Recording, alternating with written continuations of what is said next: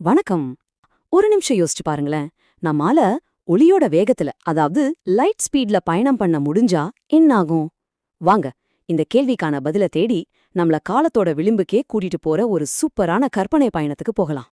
இந்த கேள்விய நேரடியாவே உங்க முன்னாடி வைக்கிறேன். நிஜமாவே உங்களால லைட் ஸ்பீட்ல போக முடிஞ்சா என்னென்ன நடக்கும்? வாங்க, எங்கூட சேர்ந்து இந்த கற்பனை உலகத்துக்குள்ள நீங்களும் வாங்க. உங்க இமேஜினேஷனை தட்டி விடுங்க. நாம ஒரு விசித்திரமான பயணத்தை தொடங்க போறோம். நம்ம இந்த பயணத்தை ஸ்டார்ட் பண்றதுக்கு முன்னாடி ஒரே ஒரு முக்கியமான ரூலை நம்ம புரிஞ்சுக்கணும். இந்த ஒட்டுமொத்த பிரபஞ்சத்துக்குமே ஒரு ஸ்பீட் லிமிட் இருக்கு. இது ஒரு அடிப்படை விதி. யாராலையும் எதனாலையும் உடைக்கவே முடியாத ஒரு காஸ்மிக் சட்டம். அப்போ அந்த ஸ்பீட் லிமிட் என்ன தெரியுமா? ஒரு வினாடிக்கு, ஆமா, ஒரே ஒரு செகண்டுக்கு கிட்டத்தட்ட 3 லட்சம் கிலோமீட்டர். நம்மால நினைச்சு கூட பார்க்க முடியாத ஒரு பயங்கரமான வேகம் இது. நம்ம அடுத்து பார்க்க போற எல்லா ஆச்சரியங்களுக்கும் இதுதான் ஸ்டார்டிங் பாயிண்ட். சரி, இதெல்லாம் நடக்கும்னு நான் சொல்றதுக்கு என்ன ஆதாரம்னு நீங்க கேட்கலாம்.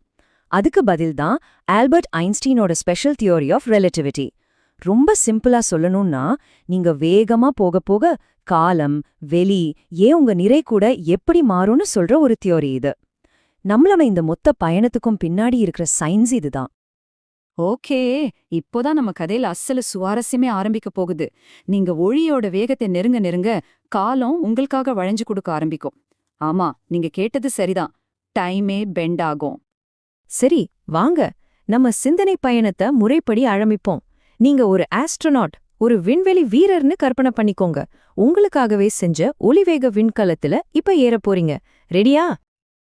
நம்ம மிஷன் பிளான் ரொம்ப சிம்பிள். முதல்ல பூமியில இருந்து கிளம்புறோம். அடுத்து லைட் ஸ்பீட்ல 99.9% வேகத்தை அடைகிறோம். உங்க கணக்குப்படி, அதாவது உங்க ஸ்பேஸ்ஷிப்ல இருக்கிற கடிகாரப்படி சரியா 5 வருஷம் டிராவல் பண்றோம். அப்புறம் நேரா பூமிக்கு திரும்பி வரோம். அவ்வளவுதான் திட்டம். இப்போ நீங்க ஸ்பேஸ்ஷிப் உள்ள இருக்கீங்க. ஜன்னல் வழியா வெளிய பார்த்தா உங்களுக்கு எப்படி இருக்கும்? பிரபஞ்சம் எப்படி தெரியும்? இங்கதான் ரிலேட்டிவிட்டியோட விசித்திரமான விளைவுகளை நீங்க நேரடியா பார்க்க போறீங்க. இந்த இடத்துல தான் விஷயமே இருக்கு. உங்களுக்கு, அதாவது ஷிப்குள்ள இருக்கிற உங்களுக்கு டைம் ரொம்ப நார்மலா போற மாதிரி தான் இருக்கும். உங்க வாட்ச் கரெக்டா ஓடும்.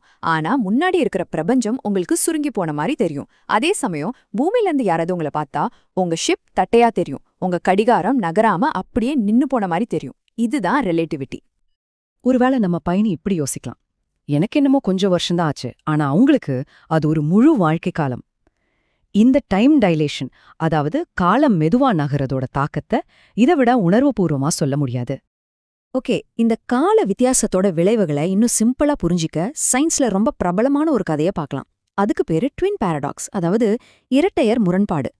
இந்த பயணத்துக்காக நாம கொடுக்க போற விலை என்னன்னு இதை நமக்கு தெளிவா காட்டிடும். கதை இதுதான். உங்களுக்கு ஒரு ட்வின் பிரதர் இருக்காருன்னு வச்சுக்கோங்க. அவரு பூமியிலே இருக்கார். நீங்க மட்டும் உங்க விண்வெளி பயணத்தை ஆரம்பிக்கிறீங்க.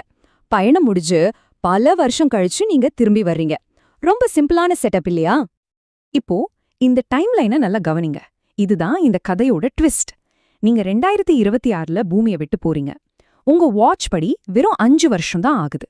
அதாவது 2031ல நீங்க திரும்பி வந்துடுறீங்க. ஆனா பூமியில 50 வருஷம் ஓடி போயிருக்கும். ஆமாங்க, நீங்க லேண்ட் ஆகும்போது பூமியில வருஷம் 2076.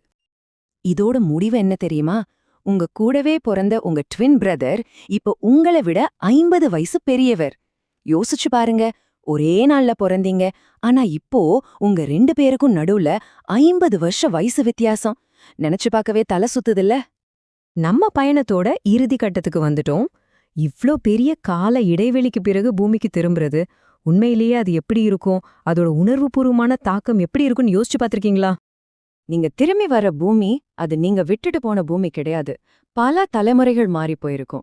டெக்னாலஜி இந்த உலகத்தையே அடையாளம் தெரியாத அளவுக்கு மாத்திருக்கும். ரொம்ப முக்கியமா, உங்களுக்கு தெரிஞ்சவங்க, நீங்க நேசிச்சவங்க யாரும் இருக்க மாட்டாங்க. வரலாறு உங்களை ஒரு ஓரமா தள்ளி வச்சுட்டு ரொம்ப தூரம் முன்னாடி போயிருக்கும். சுருக்கமா ஒரே வரியில சொல்லணும்னா, நீங்க உங்க சொந்த வீட்டுக்கே ஒரு கெஸ்ட் மாதிரி. நீங்க விண்வெளியில பயணிச்சதை விட காலத்துல தான் அதிகமா பயணம் செஞ்சிருக்கீங்க. சரி, நம்ம பயணத்தோட கடைசிக்கு வந்துட்டோம். இப்போ இந்த கேள்வி உங்களுக்காக. பிரபஞ்சத்தோட எல்லா ரகசியங்களையும் தெரிஞ்சுக்க ஒரு வாய்ப்பு. ஆனா அதுக்கு விலையா நீங்க நேசிக்கிற எல்லாத்தையும் இழக்கணும். இப்படி ஒரு வாய்ப்பு உங்களுக்கு கிடைச்சா நீங்க போவீங்களா மாட்டீங்களா? யோசிச்சு பாருங்க.